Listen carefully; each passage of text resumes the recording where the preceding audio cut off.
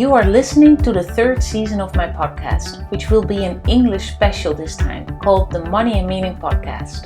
The idea stays the same. I'm going to interview all kinds of experts from different fields about the relationship between money and meaning, and also what lessons they've learned so far from life. Are you curious about how you can use money to become happier and live a more meaningful life? Then this podcast is really something for you. I am Emma Hofkamp, clinical psychologist, coach and yoga therapist, and founder of Lux. I help leaders to a lighter, happier life full of meaning and purpose. And for you, I host this podcast. I wish you a lot of inspiration. Welcome to the fourth episode of the Money and Meaning podcast, in which Miroslaw Mazur is interviewed in his beautiful garden in Canada. Miroslaw, or Mirek, was born in Poland and moved in his 20s to Canada, where he became one of the most influential coaches in North American cycling. Throughout his career, Mirek has coached hundreds of athletes to the top levels of international cycling, including World Championships, World Cups, and the Olympics. What's Mirek's explanation of his success as a coach and in life? How did he experience life as an immigrant, and what helped him to achieve goals and overcome struggles? What role plays money in his life so far, and what made him to decide to write a book about being an immigrant? Listen to this episode to learn more about Mirek and his life. All right, we're on. So Mirek, it's very nice to have you in the podcast. It's very nice to be here in Canada, even. Maybe we can start with your decision to write a book that's called The Immigrant. Why did you decide to write this book? Well, as everybody knows, over 2 years ago we got the virus. I came home from the training camp from Arizona, and I was in quarantine at that time, and things start coming to my mind, and with the time, many people were asking me if I could write a book about cycling, and put something together. And I was thinking about it, and actually I thought it would be actually more interesting to write a book about my life. And I'm sure many other people did the same thing during the COVID virus. So they decide to, when you sit at home and you don't get out of the house, you start thinking more and more, and the things start coming back to your mind from old days. And then I decided, wow, that might be a very interesting book I can put together. Yeah.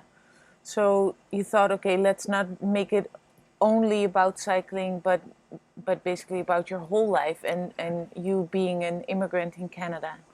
Yes, right away I thought about, my goal was to make as least as possible a book about cycling. As least as possible? Correct, yeah. Because again, there's more immigrants in the world than there is cyclists. And I want to more make book kind of uplifting towards people that emigrate. And help them to maybe go through hard times, and don't give up the hope. So that was my idea of the book to write. Yeah. So does that mean that you've been experiencing hard times yourself? Well, I'm sure there is many people experience much worse things than I did. I came out of communist country, and Poland happened to be the only communist country that you're allowed to leave, to visit family in other countries, or to go on holidays if you had the money. So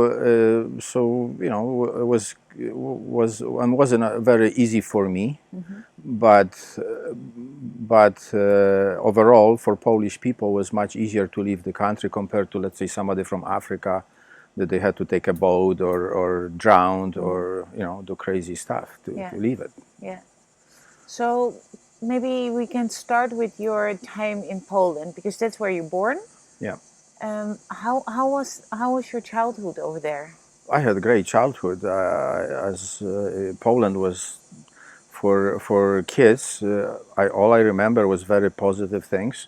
We had colonies. We would go to colony, which means like for kids vacations, and I had everything. When I was 12, I started traveling to Italy to see my auntie for vacations. Yes. So I was exposed to other world. Yeah. So I remember everything very positively as a kid. I could never complain that I missed something or No. I was, And usually people decide to immigrate when they do miss something, right? Or that yeah. they have a certain longing for something that they're not having. What was that for you? Well, for me was kind of try to find myself, find my way in life. I really didn't know what I would like to do in life. I was professional cyclist. I was getting paid for riding bike, and then I got injured. And then as soon as injury, it happens to many athletes that when injury comes, and then you might not continue sport, and then you're stuck. You don't really know which way to go. Yeah. And I was very young at 20. I was at that point. I was kind of I didn't want to be in around my family or in my town. So I decided. I said I'm just gonna go see the world and see which way will direct me. Yeah. Yeah. So you were really looking for maybe a purpose in life or Correct. something. Yeah. So Yeah. did you also have any dreams or imaginations about what your purpose could be at that time? Not really. No, no. I was just leaving Poland, and like I remember Italy as since I was a kid. It was beautiful food, and everything was beautiful in Italy compared to communist country. Yeah. So that's what kind of drove me as well. So there is a better world out there, Yeah. much more colorful. Except, like I say, but it's just as a kid, you don't take into consideration that you actually have to find a job, you have to work, and you have to support yourself. Yeah. Yeah. So was arriving in Italy and being confronted with living a grown-up life, was that hard? It was becoming progressively kind of shocking more, because in Poland I would say my family was well off, and suddenly in Italy I was on my own. I had no money. I started getting I was working, but it was really like just minimum wage, like most of immigrants would do, work for minimum wages in restaurants or cleaning houses or the kinds of jobs. And then you start facing reality that without language it's hard to find a job. Yeah. There's lots of obstacles for immigrants to Yeah. face when they go to the other country. Yeah. So and you really moved from Poland to Italy by yourself? With my wife, she was my girlfriend at that time. I told her that I'm leaving and I'm not coming back, and she said I'm coming with you. Wow. So yeah. she left university, and she decided to just same thing, go to unknown Yeah. with me all the way. So that's how we basically left. So when we end up in Italy, again we had to try to support ourselves and try to survive and look for some other country. Yeah. So you left your family and a situation where there was at least enough money, and then you went with your wife to a country where you didn't speak the language, where you didn't have a job yet, where you didn't have just your pockets full of money. Yeah. How was that for you? Because that must sound for the listeners like a pretty scary or situation. When you're that young, you're not very smart, you see. So you don't.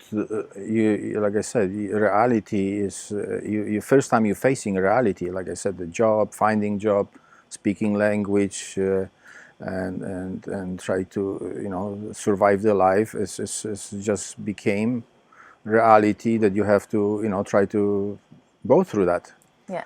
So again, finally we found direction that we're gonna emigrate to Australia, and we applied for Australia in Italy, and we were got accepted. Except it was Australia had very hard time financially as a country.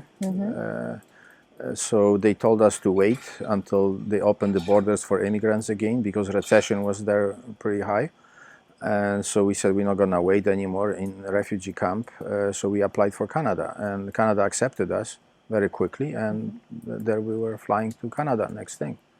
And did you then already also have a goal of what you were going to do in Canada, or was that Nothing, again nothing. I don't know unknown? where we're gonna live. Everything was very sporadic and a quick decision. Where we're gonna live was just funny story that they asked us where we wanna go to Canada, and they showed us the map. I said we don't know.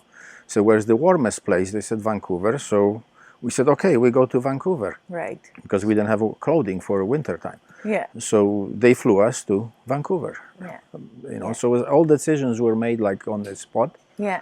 And again, we never knew before what recession was. And when we came to Canada, same thing.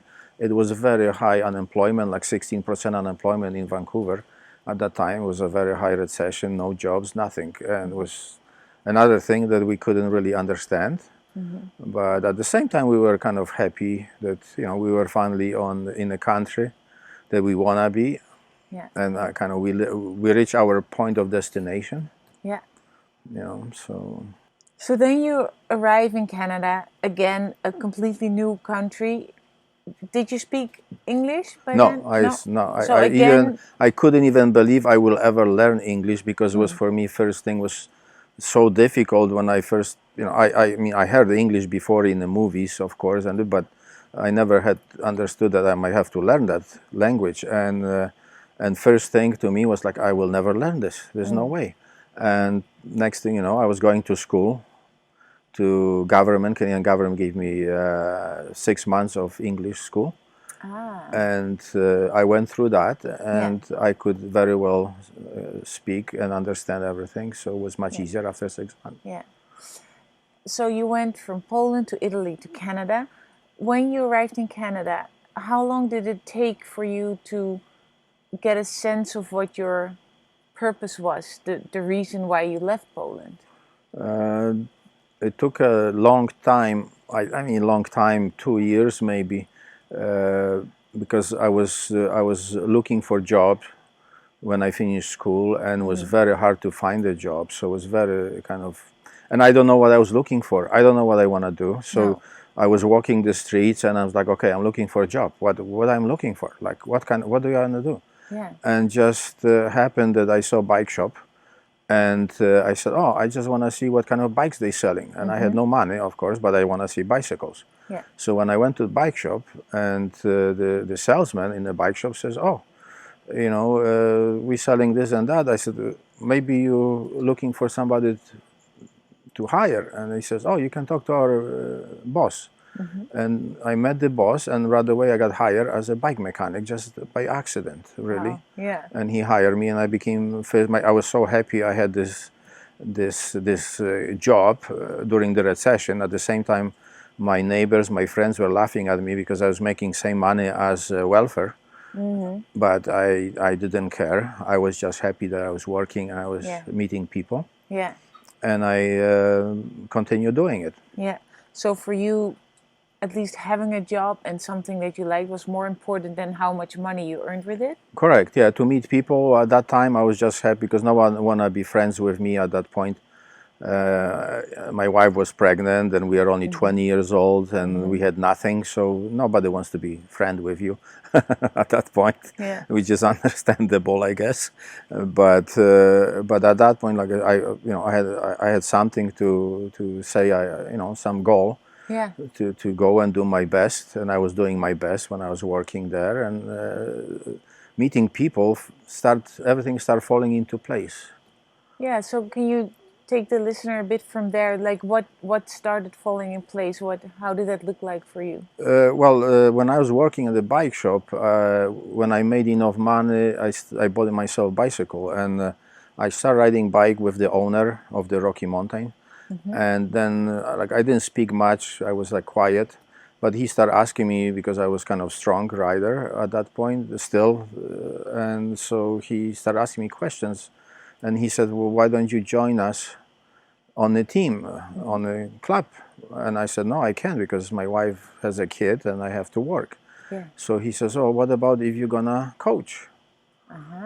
And that's basically took different turns suddenly from that point. Yeah. And so, and after a while, he just said, look, we're looking for a coach. We're going to offer you this job.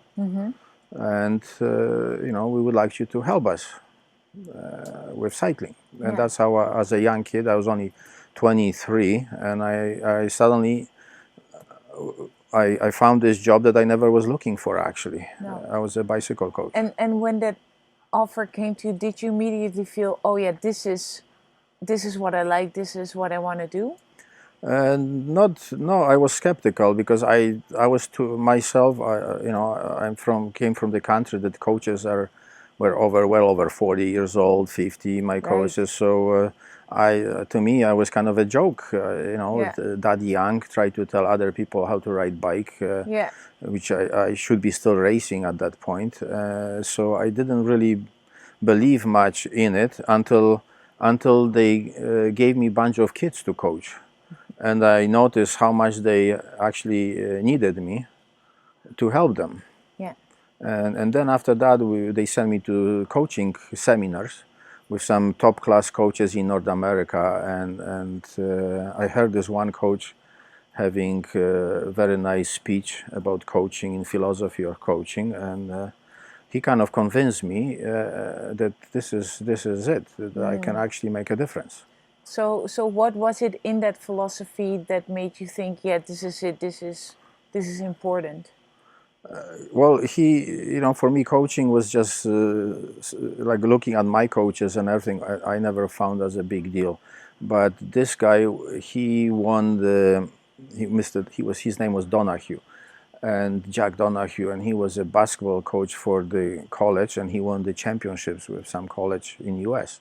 So he basically said that in general, that every person is different, every athlete is different. It's up to us to sculpture that person. So that's how important is coaching. It's every coach does different job, and we make big difference in other people's lives coaching. Yeah. So did you then also had in mind in what way you wanted to make a difference in other people's life? At that point, I was already noticing that the kids really want to listen to me. It was surprising. And they would come every day to see me. And I was just a poor guy. I had no car, I had nothing. And they would come to the same place to see me and to believe in what I was telling them to do. Yeah. So what did that mean to you, that for you being so young, having not much money at all, that those young people, those kids, they came to you and they wanted to be coached by you? Well, it was uplifting for me. I felt finally, I felt some purpose. Yes. And so it was much better than being bike mechanic or maybe some other jobs. Because, like I said, I was making a difference in other people's life, and I was directing them to take some directions in life too. Yeah. So when I hear you talking to me, it sounds like when you are looking for a purpose in life, that it's important to get out there and try different things, and then at some moment you will feel this is it for me. Very much so. Very much so. Yeah, it's very crucial part is for people that emigrate to other countries is not just to learn language, but to try to go out and meet locals and get engaged in some activities. Like I got engaged in the soccer team. I had no friends, so I said, okay, I'm going to sign up with Polish soccer team in Vancouver, and I start playing soccer with a bunch of guys who were already established people, and I was connected, and they liked me, and I had a couple of times a week meeting and play soccer with them, so that was nice as well. So this kind of part is very important, because I had friends at the same time. They were just sitting, drinking in the rooms, in the apartment buildings, and waiting for a miracle job to show up to their door. And that was a big difference. Yeah. So it's about not giving up and making connections with other people that might lead you to new connections that, and then the ball starts rolling. Correct. Yeah. Keep looking. Very, very important part is to keep looking for and do what you think you like. Because the worst part is if you do something you don't like, there's no point to doing it really, because it's hard to be successful at it. Really. Yeah. So when do you feel someone is successful? What's your definition of success? If that person is happy what they're doing, it's successful. It's not really about the money. I wasn't making much money, but I was, as a coach, I was really almost a volunteer, but I was happy what I was doing, and that was keep lifting me to that level, to become better and better. And again, it wasn't about the money. It was just to be main thing, be needed, and happy. Yeah, yeah, yeah. And did that also mean that if other people would criticize you or would say like, oh, but you're not earning a lot, why don't you choose a job that will give you more money? Would that then be something that you think, well, that's your opinion, I don't think about that? Or could that also make you insecure or that There you would was have doubts? never insecurity. It's, of course, it's kind of negativity can definitely spoil some things in life, but overall, again, enthusiasm and the feeling of being needed or being good at something, or decently good, it totally beat every negativity from life. Yeah, yeah. So when you look back at your whole coaching career, you can say that you have been pretty successful, right? I don't know, depend how you measure. So can you tell a little bit more how it went from being young and having no experience yet to getting some education and training also in coaching and building up that career? Yeah, well, the main point was at the beginning was just pure results. I was young and I started getting really good results in Canada, and next thing is presidents from the other associations from the other provinces approached me to move to their province for lots of money, or not lots of, but good money, and to coach there. So that's how things roll. Right. People start coming from other provinces to Vancouver to be coached by me. Through that, they said, oh, there's a coach, and because there was no internet at that time, so the only thing was mouth to mouth and results. So obviously they went back home and they said, there's this guy, and if you pay him, he will come, and that's how I moved up in a ladder. I just moved to the other province for proper salary and everything else, and then I coached there, and the next thing you know, other province approached me and gave me even more money, and I had to move to Ontario, the last move, again because of results and of the way I was doing things.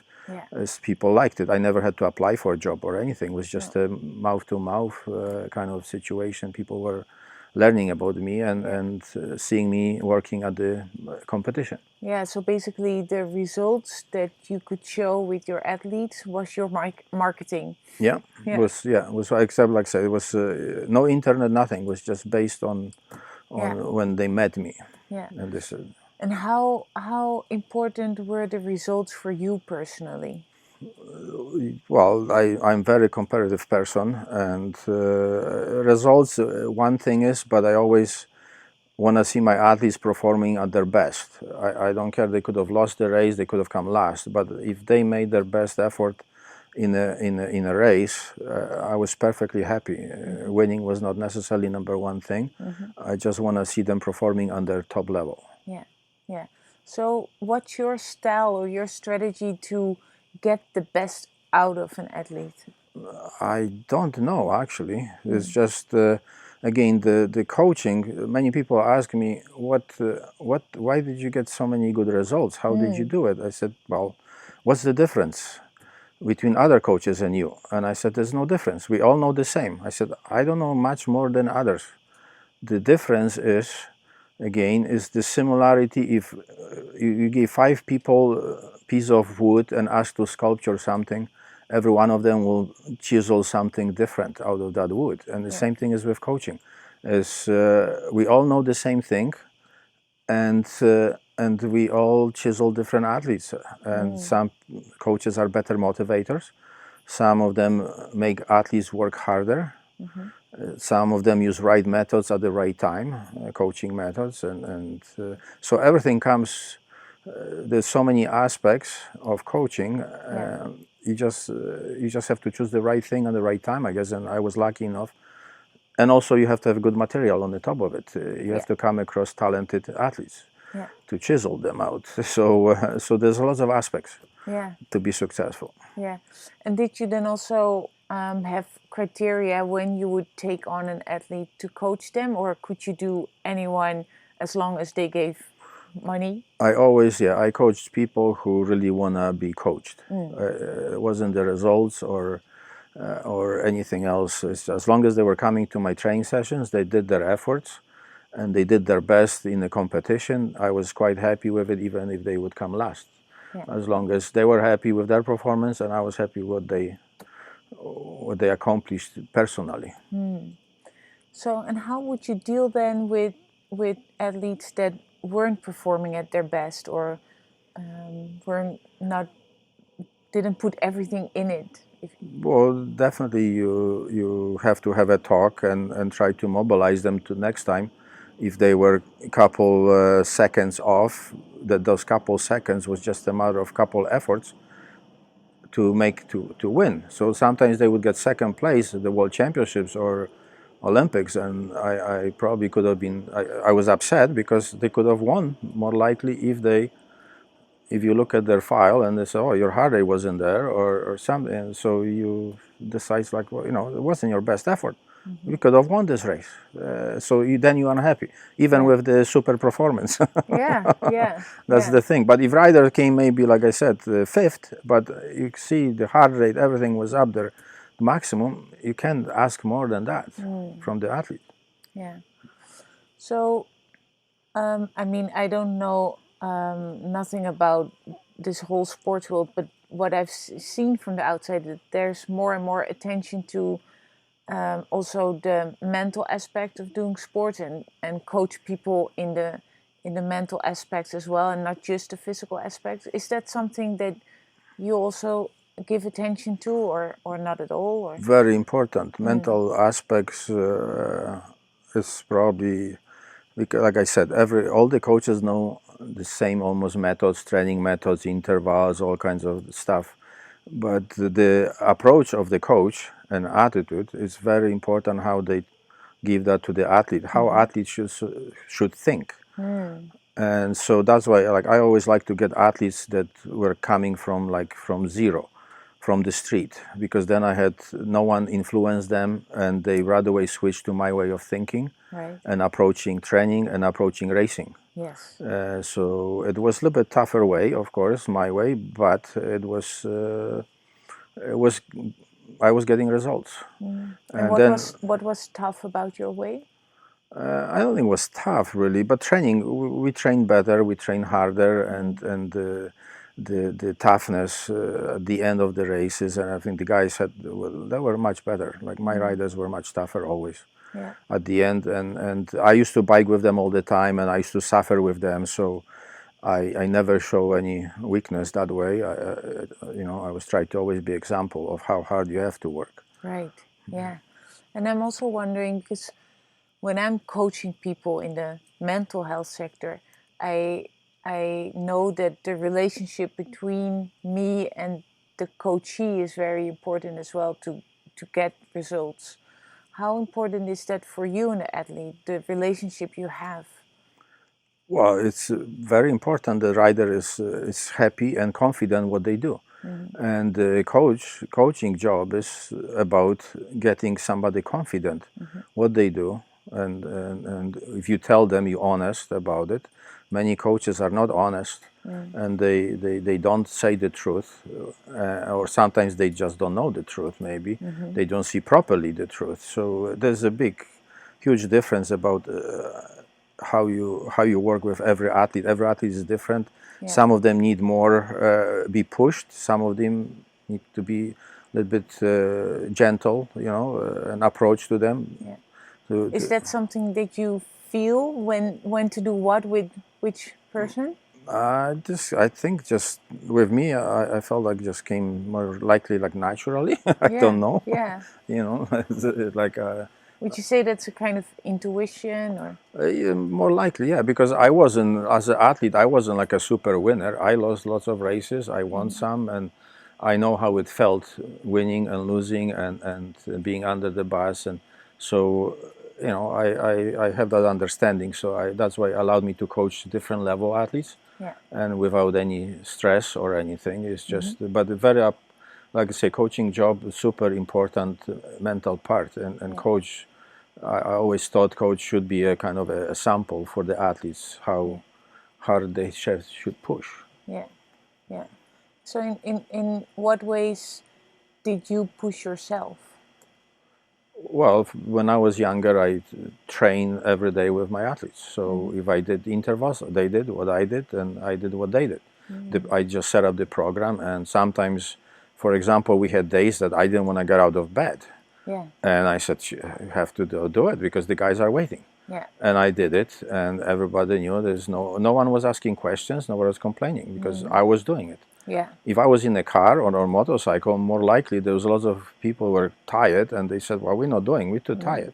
Yeah. But just because I was out there as well, it helped that way as well. Yeah. So you said earlier that the better your results were getting, the more you also got paid. Did that higher salary change you in a way? That was probably my only negative thing about me is that I cannot be changed. So I wish I could change, but I would probably end up much higher and better in hierarchy and making money, but not results. But I know if I change myself, I would not be successful. Period. I had to be the way I had to be. Because you wouldn't be happy then anymore. As well, probably. Yeah, but there's some things it comes with us. We can't change it, and that's the way I got brought up and everything else. And I just, to me, I cannot be fake. I cannot lie to people and not to be successful at the same time. So those things go together. Yeah. And some coaches don't understand that, but I can't help it. I know that was a big part of my coaching career. So can you give one example of something that you think, okay, I wish I could be different because then that would have brought me more money or whatever, but I'm just not like that? Yeah, I was U.S. national coach. I was head coach of U.S. national team, and I, after a couple months, I had contract, a couple years contract, and after a couple months, I said, "This is not for me. I'm not gonna change to the system. I'm not, because the system was a little bit different at that time. I don't know how it's now, but those days, if you play right cards, you could have worked for 20 years in the same place. But if you were not playing right cards, then you had lots of enemies, and that was the kind of a problem. That my thing, I was not able to change, and I worked only for a year, and I had to. I said I can't do it. I'm not gonna do this job because I cannot do it this way, and I had to change it. So that's. Was it difficult for you to make that decision? No, because I believe to me it was more important to be happy. Yeah. What I do, and with happiness, of course, success. And I could not, although I had super talented and I was successful as U.S. national coach, I still, there wasn't me. I could not act and play different games. So it definitely wasn't a job for me. So honesty and staying true to yourself is something you value highly. Well, value, yes, but that was just the way I was born, I guess. I got brought up that way, that I'm the one responsible for everything, and I want to be responsible, and I want to blame myself if something doesn't go right. That's how I got brought up. Yeah, yeah. Are you still coaching at the moment? Just for fun, a couple, just a little bit, but not much. I'm really more now into soccer. So I don't really pay attention to cycling anymore, really. Is that something you miss? Like, I can imagine if you are coaching athletes at a really high level and getting all these good results, that it can be also maybe in a way addictive, and then what do you do, or how do you feel when you don't have that in that way anymore? Yeah, you basically right. It sometimes becomes irritating for me, like when I start thinking about it, because I know what's inside me, the knowledge, the success I had, the knowledge I have, and I see the other people at work, coaches, and I have to, like I said, I have to separate myself and forget about it. But irritates me, like when I see things, what I could bring back to cycling if I really wanted to. But again, I try to not to think that way and not to go back. That's all. But it is irritated that knowing what you know, Yeah. and knowing that you can have some good input in some people, careers. And And what's your reason for not doing that anymore? well, I think generally it's just cycling itself. There is overall it's very disappointing the way directions cycling went in the last couple of years, and the drugs in sport is embarrassing. Like to be, being cycling coach sometimes feels like being embarrassing. The amount of drugs in sport, and it's horrible. So that's one thing, is like probably number one thing that takes me really away from it. That I don't want to be part of it. That's all. In the beginning, you said, when I was asked to be a coach, I could feel that this was my purpose in life. Do you have a new purpose now, or is the purpose gone? How is it for you? Now, yes, stock market. That's the only purpose I know.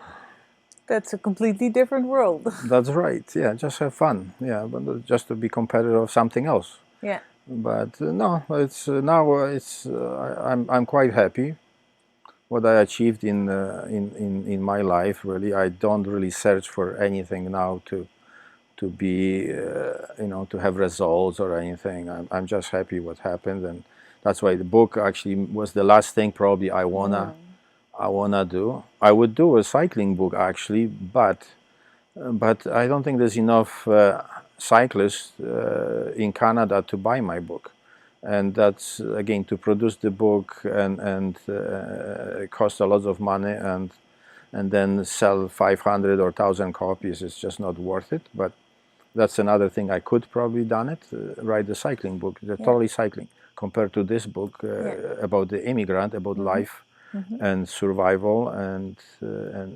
purpose. Yeah. Yeah. So if you really get bored at some moment in your life, maybe that second book is coming. I don't know. It took me 2 years to write that the first book, and I thought it would be easier than it was, but it wasn't that easy. Cycling will probably be much easier to write, actually, because of much more sport-specific stuff that I know. But again, it's boring. To me, cycling, if I write about cycling, like in my book, there is cycling, the one I wrote about immigration, I found that really boring reading it. I don't know why. Everyone else who I showed is like, wow, this is great. I said, no, it's boring. It's like to me, it's more interesting about life to write than compared to about sport. And why is that? Because sports and cycling specific has been such a great part of your life, and now you find it so boring. Yeah, because for me, let's say I'm reading, when I write about cycling, I will understand what I'm writing about sport-specific stuff, and some athletes will understand. But let's say my wife will read it and she will not know what I'm talking about. You think it's too specific? Exactly, because it becomes too specific, and it's for average person on the street. It's just a boring subject to read about. You see, and so that's why I think writing about life, about survival, and making through life and be successful, I think is more uplifting and positive for every immigrant and for more people, much bigger audience. Yeah. So I can imagine for the book, you also really had to reflect back on what all the things that happened in your life. Are there one or maybe two moments that are making you really proud that you've accomplished? It's hard to say, really. I had so many great moments on every level that, again, I was happy with some very small results as well. Somebody achieved, they were so happy about it that I made me so happy that it felt like I was in Olympics at the same time. So it's hard to compare everything, but again, my son won world championships. I wasn't that super happy or anything. It was just a race to me at that point. Now I'd say yes, it was a big achievement for my son, but for me as a person, as a coach, that was just it was just another race somehow. So it's hard to determine, but that to pick one race that I was really content. I just coached for too long. That's all. I can also imagine that maybe it's not even a specific race, but maybe something in your whole immigration past, or doing it together with your wife, or yeah, definitely. That was probably this is the most important. The like where I sit, I'm very happy where I sit now. Like after all the years and looking back where I came from, and I came with nothing to Canada, and now I live a good life in Canada. That's the most I think uplifting thing for me is. And makes me the most happy that the achievement as a person overall, and what I have now, the life, the good life. Beautiful. Is there one last message you want to give to the listeners, or maybe one main message that you've been trying to put in the book, The Immigrant, that you want to tell us now? The main message in my book probably would be that people should look at immigrants, new people to their countries, with more respect, because they do not know what those people will bring. They might be one day your doctor, might be your lawyer, or some of those kids from those families that came across the borders. They might help you, or they might even save your life one day. So the people should really look much more on a positive way into new immigrants, because most of them don't come to the other country to do nothing. Most of them are usually hard-working, and they're really hard-driven people. They want to have a good life, and they're looking for a good life. That's how I did. Thank you very much. No problem. Thank you.